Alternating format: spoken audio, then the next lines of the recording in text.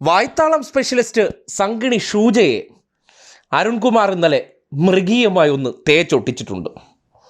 വായ്ത്താളമടിയിൽ PhD എടുത്തുകൊണ്ട് ഏത് വിഷയത്തിലും ബെല്ലില്ല ബ്രേക്കില്ലാതെ പാഞ്ഞു പോകുന്നതിനിടയിൽ എന്തൊക്കെയോ വിളിച്ച് കൂവിക്കൊണ്ടങ്ങ് പോവും. സംഘികളെ സംബന്ധിക്കുന്നിടത്തോളം അത് മതി. അവർ ഈ നാട്ടിൽ സൃഷ്ടിച്ചു വച്ചിരിക്കുന്ന കുറേ നുണകൾ ഇതുപോലെ ബെല്ലില്ലാതെയും ബ്രേക്കില്ലാതെയും എവിടെയും ആരെടുത്തും ഒരു ഉളുപ്പില്ലാതെയും അപാര തൊലിക്കട്ടിയോടുകൂടി അവതരിപ്പിക്കുക എന്നുള്ളതാണ് ശാഖ ട്രെയിനിങ്. അത് എവിടെയെങ്കിലും പൊളിയുകയാണെങ്കിൽ ഉടനടി നമ്മൾ തണ്ട് കാണിക്കണം. ഇതാണ് പഠിപ്പിച്ചിട്ടുള്ളത്. കഴിഞ്ഞ ദിവസവും വായ്ത്താളം സ്പെഷ്യലിസ്റ്റ് കേന്ദ്രമന്ത്രി സുരേഷ് ഗോപിയുടെ പണം തടഞ്ഞതുമായി ബന്ധപ്പെട്ട് ബാലൻസ് ചെയ്യാൻ വേണ്ടി ഒരു വാചകം വെച്ചം കാച്ചി.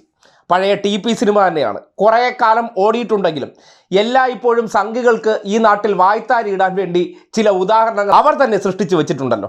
അങ്ങനെ ഇരുന്ന് പതിവ് കാച്ചങ്ങ് കാച്ചി. എമ്പുരാൻ സിനിമ ക്രെഡിറ്റിൽ നിന്ന് പേരൊഴിവാക്കാൻ ആവശ്യപ്പെട്ടു എന്ന് പറഞ്ഞതിനൊപ്പം സുരേഷ് ഗോപി മറ്റൊരു സിനിമയെ കൂടി പറഞ്ഞിരുന്നു. ആ സിനിമയുടെ കാര്യം കൂടി സൂചിപ്പിച്ച് ഞാൻ അവസാനിപ്പിക്കാം.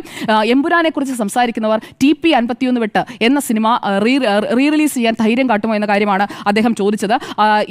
ഈ സിനിമയ്ക്ക് എന്താണ് സംഭവിച്ചത്? 2015 സെപ്റ്റംബർ 10 TP ചന്ദ്രശേഖരന്റെ ജീവിതം പ്രമേയമാക്കിയ TP 51 എന്ന സിനിമ റിലീസിൽ നിന്ന്